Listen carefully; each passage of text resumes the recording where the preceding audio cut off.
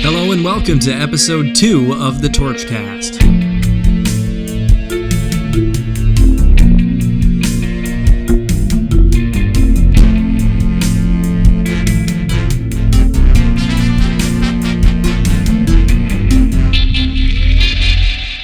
Hello, hi, how are you? This is Devin Anderson for the Ferris State Torchcast on Wednesday, September 16th, 2015. I'm sitting here in the alumni building where the new Torch office is located with a cold glass of root beer. I'm not a pop drinker, but I am taping this for the second time due to my own dumb brain and technical difficulties. I lost the first version of this, so I had to just subside to temptation, and I'm drinking root beer, which is odd, but that's okay, right? We can indulge occasionally. I hope you do have the occasional dessert or whatever, because we're gonna not drink pop next week, right? We're going to go to the gym next week, right? All right, so later in the show, I will be talking to Student Government President Wayne Bersano, so get excited for that. But for now, I would like to turn to politics. Lindsay Sikowski, the web editor at The Torch, recently conducted a survey of 100 Ferris students asking who they plan to vote for in the 2016 election. Let's take a look here. Bernie Sanders, the Democratic senator from Vermont, scored 52% among these 100 students, followed by Donald Trump at 13%. The rest of the poll is a little muddy here. We have Ben Carson, Jeb Bush, Hillary Clinton, and Joe Biden all pulling in less than 10%. And this one surprised me, undecided, 15%. So you don't know who you're going to vote for, huh? I don't know either. I have no idea who I'm voting for. But tonight is the second Republican debate hosted on CNN, and I'm curious to see how the CNN pundits will question the candidates as opposed to how the Fox News ones did last month. CNN, I think, is a little bit more centered politically, I would hope. So yeah, we'll see how that plays out. Okay, hey, check this out. Homecoming Royalty Court has been announced. Hey, listen up, okay. Yes, Homecoming Royalty. That is not Homecoming King and Queen like it traditionally is. Ferris has done away with that to be a little bit more inclusive. So now a girl and a guy could win, two guys could win, two girls could win, a zebra could win. Just whoever gets the most votes will be named Homecoming Royalty. So without further ado, your homecoming court is... Wait, bring those bongos back. Your homecoming court is... Megan Ankerson, Rainer Brow, Taylor Dempsey, Mackenzie Hall, Austin Hamilton, Victoria Hudgens, KP Patrick, and Dorothy Lynn Taylor. All right, so congratulations to you all. Best of luck. And for you students, voting begins on OrgSync Tuesday, September 22nd at 8 a.m. Now, you got to vote quick because voting ends on Thursday, September 24th at midnight. I should also say, in addition to all the cool events like Bo Burnham, the lip sync competition, the bonfire, the parade, the football game, all that good stuff, Spirit Week is running all week, so let me take a look here. Movie Star Monday starts on Monday, September 21st. Dress up like your favorite movie star. Then there's Twin Tuesday, where you just match a friend. Career Wednesday, dress up for your desired career or a career that interests you. Then there is Throwback Thursday, dressing like something from decades past. And then Ferris Pride Friday. And if you go to the Clacks office any of these days and show them that you have that you've dressed up, they will give you a prize, like a noisemaker or some sort of Ferris merch. So look forward to that. Okay, now let's take a look at some headlines from this week's Torch. All right, I'll start with sports. Football, everybody. On Saturday, 6,000 football fans watched as the Bulldogs destroyed the Northwood Timberwolves 40-3, so congrats, Bulldogs. Now check this out. The volleyball team just went to the Colorado Premier Challenge, and they won. The Dogs came into the weekend ranked number 13 in Division II NCAA, but after the big weekend in Boulder, that ranking has jumped to number 4 in the nation. In news, Safewise.com recently published their 2015 list of 50 safest college towns in the nation. And Big Rapids is number 46. Check that out. They derived the list from a combination of safety initiatives and crime statistics, and Ferris scored very well, or Big Rapids, I should say. They also attribute the high standing in the ranks to close collaboration between the Ferris Public Safety, Big Rapids Public Safety, and pretty involved state and county police in the area. Other Michigan college towns to make the list are Houghton, Marquette, East Lansing, and Mount Pleasant. That is a lot of Michigan. Next up, out with the old, in with the new. Marianne Laux reports Taggart Hall, East Campus Apartments, and South Campus Apartments will all be torn down this coming summer. Michael Hughes, the Associate Vice President of the Physical Plant, says that Ferris is currently working to modify its master plan so that today's second graders will have proper housing to live in when they come to Ferris. Hughes said that most, if not all, residence halls will soon be torn down to make way for a new style of housing, not quite the dorm style, but something more like East Campus Suites potentially. And finally, here is some very brief news. The Farmers Market will be open through October. They have it every Tuesday and Friday in front of City Hall. Ferris hockey season tickets are now available, and the last day to purchase is Friday, October 9th. Contact the ticket office for more information. And the Improv Group has made its return. They're going to be doing Whose Line Is It Anyway and UCB-style improv in the University Center, room 209, every Wednesday from 7 to 9. Everyone's welcome.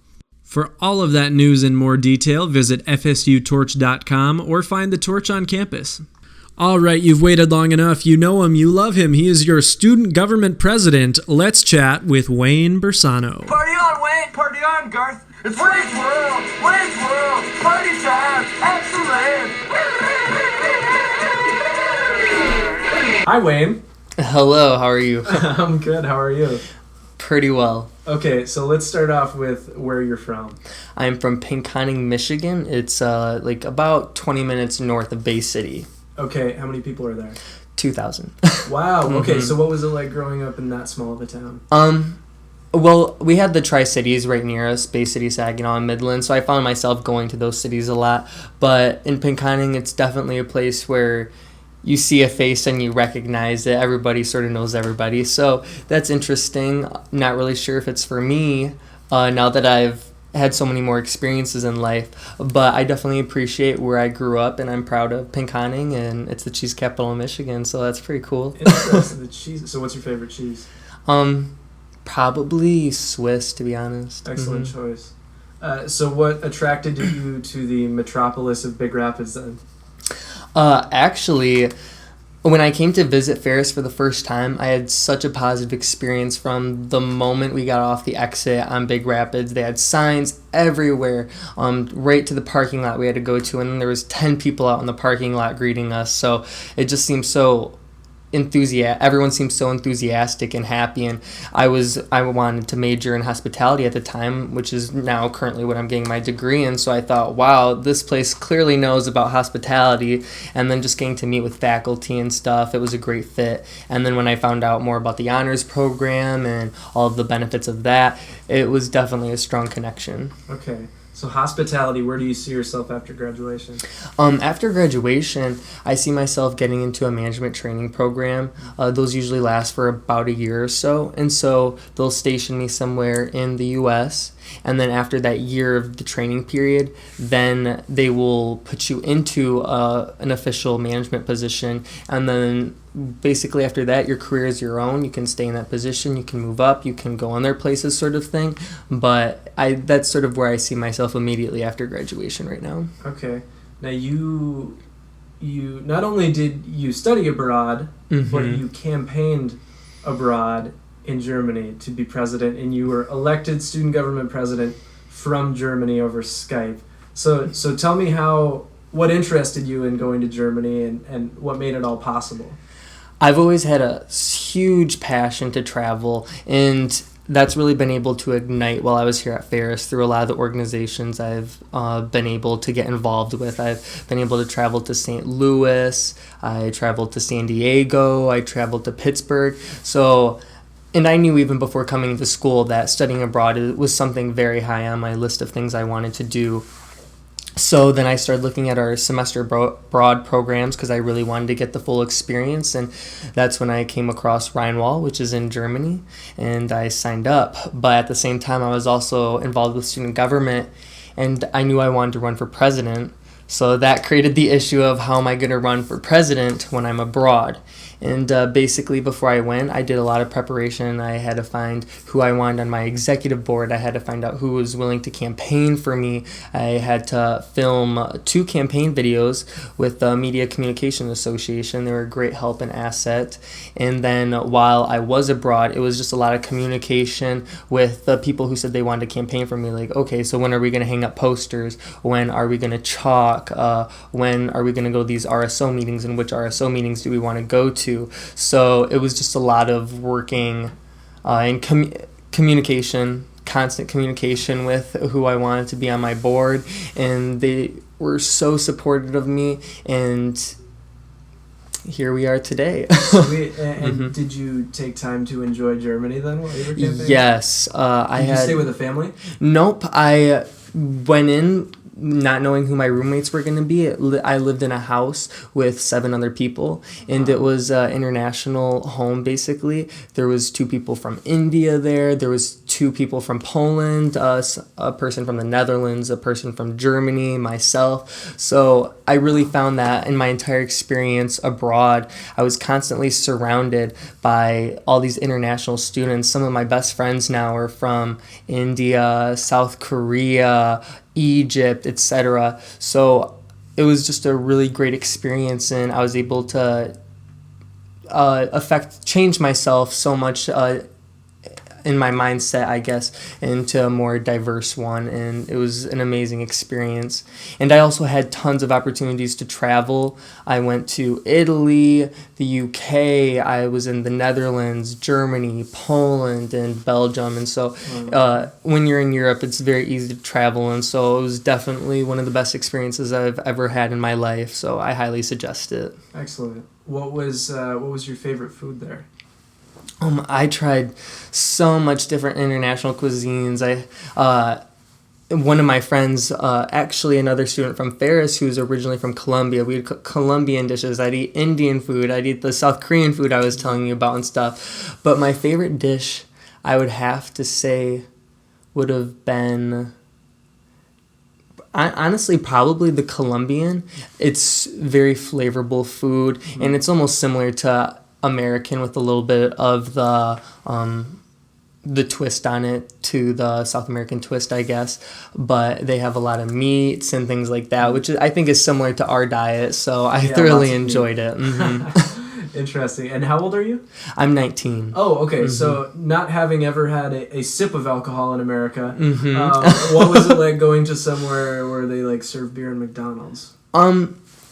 The entire culture around alcohol is much different in Europe. You know, I almost feel here in America it's treated as this big taboo. And so then when you're young, you sort of get into the mindset that almost, maybe it's not bad, but you're told you can't do it. So then when you finally do, I feel like in America we have a problem with binge drinking. Sure. And I feel like that's based off of our culture of having to wait so long till you're 21 to drink. In my mind, that's how I feel, that when you tell a person who is of capable mind not to do something that other people can do, that just, I guess, is sort of like reverse psychology. Sure, and so I think that's a negative aspect of our society here in America. But I mean, it's not a bad thing, and I'm sure tons of good things have also come from having the legal drinking age at 21 with car accidents and things like that. But I definitely appreciated while I was there being able to just casually drink a glass of wine with my dinner. I mean, it's as casual as at the university I went to, they served the wine in the school cafeteria. And wow. I mean, and students aren't getting drunk on campus, like going crazy. It's just a very casual thing to do so, and I really enjoyed the freedom that I had there. Cool. I'm trying to imagine if they allowed us to drink wine in the UC. What would be the results of that? Yeah. I feel like a gradual change to that may be better than all at once. All right, so as you proceed from office to office until you are real president, we're going to have that to look forward to. Yeah. Awesome. Okay, so tell me about student government. What kind of goals do you have for this year? This year, as I said when I was campaigning, our goals are to focus on collaboration, leadership, and diversity. Some of the ways we're always trying to do that is with our Scream Around the World event that we'd like to host in October. That's an event that will take place in the IRC right around Halloween, and basically we're going to be collaborating with a lot of the different international and cultural organizations on campus, and it'll just be an event where students are able to portray how they celebrate, whether it's most likely not going to be Halloween because that's for the majority an American thing, even though it is spreading to other places, but whether it's Day of the Dead or just some sort of harvest season festival or something like that. And so it'll be an event, and hopefully there'll be lots of food and music, and it's just going to be a great time, and it'll be a collaborative event. So that's really focusing on it. We're hitting two of our big things and our goals, and of course we have our leadership dinner in the spring semester, and we'll have pancakes with the president in December, and we'll have the State of the University in November. So we have a lot going on with student government. Cool. Do you have any big goal for this year that you'd like to see accomplished? As far as big goals, we want to have huge increases with the big event. This past year, we had around 1,600 volunteers, and we're bumping that all the way up to 2,000. That's our goal. So we're going to, in order to make that possible, we want to make the big event a year-long mindset. So you're going to be seeing a lot more promotions for it all year long. You're going to be seeing activities. You're going to be seeing a lot of philanthropy things going on through student government, because we really want to get that increase in volunteers to make sure that we can keep the status and pride of hosting the largest student-ran philanthropy event in the state of Michigan. Awesome. Mm-hmm. All right, now last question. What was the last song you heard that you absolutely just freaked out about, that you could not control your movement to? I'm not sure if I've had a song like that ever. Really? Let's see. Or do you know the new song Downtown by Macklemore? That song just gets me dancing every single time I hear it. Whether I'm in the car or I'm on the street, I always have to do a little jive to it or something. Awesome. Well, there you have it, folks. Thanks for coming in, Wayne. Yeah, thanks for having me. It was great. Awesome. Cool, so that's Wayne. Wayne's awesome, right? Yeah, I like Wayne. That guy's cool. If you'd like to attend a student government meeting, they meet on Tuesdays at 6:30 in the University Center Ballroom C, and they welcome everyone. They love hearing from students and different RSOs, so go to a meeting if you get the chance. As always, you can email me if you've got any questions, comments, or concerns at imdevinanderson@gmail.com. Make sure you pick up the torch this week, and we will see you next week. Goodbye. Biddy-doo-doo-biddy-bah-bah-bah-bah.